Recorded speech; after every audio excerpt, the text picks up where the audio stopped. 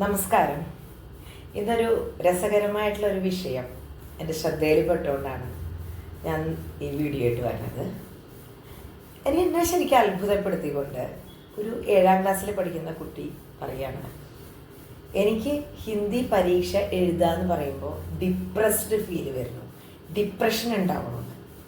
ശരിക്കും എനിക്ക് അത്ഭുതം തോന്നി. കാരണം ഈ ഡിപ്രഷൻ എന്നുള്ള വേർഡ് എത്ര സാധാരണമായിട്ടാണ് ഇന്ന് കുട്ടികൾ ഉച്ചരിക്കണമെന്ന് എനിക്ക് തോന്നി. ഇന്ന് സാമൂഹികമായിട്ട് ഒരുപാട് പേരുടെ ഇടയിൽ കിടന്ന് കളിക്കുന്ന കാര്യമാണ് ഡിപ്രഷൻ. എനിക്ക് ഭയങ്കര സ്ട്രെസ്സാണ്, ഞാൻ വളരെ ഡിപ്രസ്ഡാണ് എന്നൊക്കെ പറയും. പക്ഷെ കുട്ടികൾ അങ്ങനെ അധികം പറയുന്നത് കേട്ടില്ല. ആ കുട്ടി ഡിപ്രസ്ഡ് ആവാനുള്ള കാരണം അവന് ഹിന്ദി ഇഷ്ടമല്ല.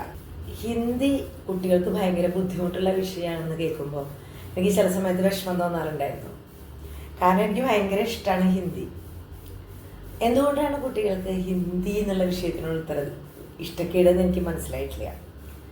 അപ്പോൾ ഞാൻ ഇപ്പോൾ കുറച്ച് ദിവസമായിട്ട് ക്രാഷ് കോഴ്സ് പോലെ വിദേശത്ത് നിന്ന് വന്ന കുട്ടികൾക്ക് ഹിന്ദി പറഞ്ഞു കൊടുക്കുന്നുണ്ട്. അതല്ലാണ്ട് ഹിന്ദി ട്യൂഷന് വേണ്ടി നമ്മളുടെ അടുത്ത് കുട്ടികൾ വരാറുണ്ട്. അപ്പോൾ അവൻ പറയണത് അവൻ്റെ വിദേശത്ത് പഠിക്കുന്ന കുട്ടിയാണ്. അപ്പോൾ നാട്ടിൽ വന്നപ്പോൾ ഈ ട്യൂഷൻ കാരണം അവൻ്റെ കളിക്കുന്ന അല്ലെങ്കിൽ എൻ്റർടൈൻമെൻറ്റിൻ്റെ സമയത്തുനിന്ന് 1 മണിക്കൂർ പോരുകയാണ്.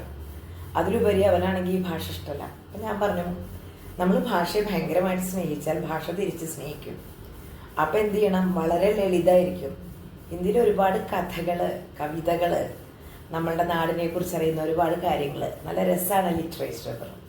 അപ്പോൾ അവൻ എൻ്റെ അടുത്ത് പറഞ്ഞു, എനിക്ക് ലിറ്ററേച്ചർ ഇഷ്ടമല്ല, പക്ഷെ ഹിന്ദിയിലെ ഗ്രാമർ ഇഷ്ടമാണെന്ന്.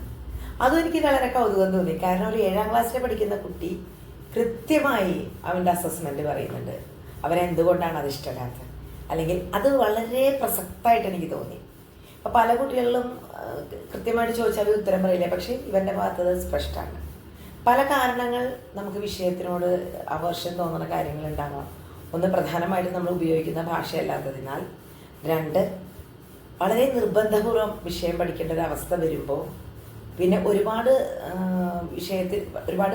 സബ്ജക്ട്സിൻ്റെ ഒപ്പം ലാംഗ്വേജ് കൂടി വരുമ്പോൾ അതിൽ മലയാളമല്ലാതെ അല്ലെങ്കിൽ വിദേശത്താകുമ്പോൾ അവിടുത്തെ ഭാഷയല്ലാതെ നമ്മൾ ഒരു ഹിന്ദി പഠിക്കേണ്ട ഒരു അവസ്ഥ വരുമ്പോഴൊക്കെ ഭയങ്കര ബോറായി തോന്നുന്ന കുട്ടികളെ ഞാൻ കണ്ടിട്ടുണ്ട്. പക്ഷെ എന്നിരുന്നാലും എനിക്ക് അത്തരം മക്കളോട് പറയാനുള്ളത് ഒരേ ഒരു കാര്യമുള്ളൂ, ഭാഷ കമ്മ്യൂണിക്കേഷൻ ഉള്ളതാണ്. ലിറ്ററേച്ചർ നമ്മുടെ സാഹിത്യമാണ്, നമ്മുടെ ക്രിയേറ്റിവിറ്റി ഉണർത്തുന്നതാണ്. ഇതിനൊക്കെ അടിസ്ഥാനമായിട്ട് ഒരു സെൻറ്റൻസ് ക്രിയേറ്റ് ചെയ്യണമെങ്കിൽ നമുക്ക് ഗ്രാമർ വേണം.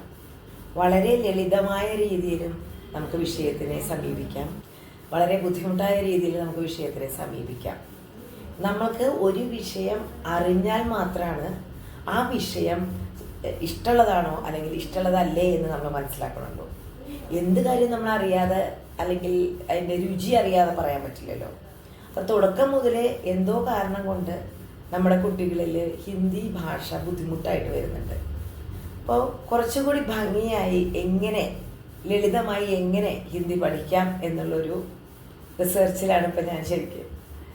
എനിക്കത് വളരെ ഇഷ്ടമുള്ളൊരു റിസർച്ചാണ്. കാരണം എനിക്ക് നല്ല ഇഷ്ടമുള്ളൊരു ഭാഷയാണ് മലയാളം കഴിഞ്ഞാൽ ഹിന്ദി.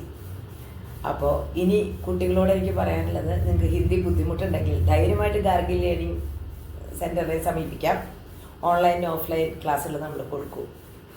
അതുപോലെ തന്നെ 7ാം ക്ലാസ്സിലുള്ള കുട്ടിക്ക് റഹീം കെ ദോഹയൊക്കെ പഠിപ്പിക്കുന്ന സിലബസ് എന്ന് പറയുന്നത് വളരെ കഷ്ടമായിട്ടുള്ള കാര്യമാണ്. അവർക്ക് താല്പര്യം ജനിപ്പിക്കുന്ന ചെറിയ ചെറിയ കഥകൾ ചിലപ്പോൾ ചെറിയ ക്ലാസ്സുകളിൽ തുടങ്ങുന്നുണ്ടാവും, നമുക്ക് അറിയാനിട്ടല്ല. എന്നിരുന്നാലും ഒരു ഹൈസ്കൂൾ വിദ്യാഭ്യാസം വരെയെങ്കിലും വളരെ ചെറിയ ചെറിയ വിഷയങ്ങൾ അവർക്ക് പഠിക്കാനിട്ട് കൊടുത്തിട്ട് പിന്നീട് ദോഹയുടെ ചരിത്രം എന്താണെന്ന് പറഞ്ഞു കൊടുത്ത് ചെയ്യേണ്ട ഒരവസ്ഥയാണ്. ഇന്ന് പഠിക്കുന്ന കുട്ടി എൻ്റെ അടുത്ത് ചോദിച്ചത്, ആരാണ് റഹീം? ആ ആള് കാരണമല്ലേ എനിക്കിത് പഠിക്കേണ്ടി വന്നതെന്നാണ് അവൻ പറഞ്ഞത്. എന്തായാലും കുട്ടികളുടെ ആ ഒരു ലാഘവത്തോടു കൂടിയുള്ള സംസാരം കേട്ടപ്പോൾ എനിക്ക് ചിരി വന്നെങ്കിൽ പോലും 2 കാര്യങ്ങളാണ് എന്നെ വേദനിപ്പിച്ചത്. നമ്മുടെ കുഞ്ഞു മക്കൾക്ക് പോലും ഇപ്പോൾ ഡിപ്രഷൻ എന്ന വാക്ക് പറയുന്നുണ്ട്. അതോടൊപ്പം തന്നെ ഭാഷയോട് അവർ കാണിക്കുന്ന ഒരു മടുപ്പ്.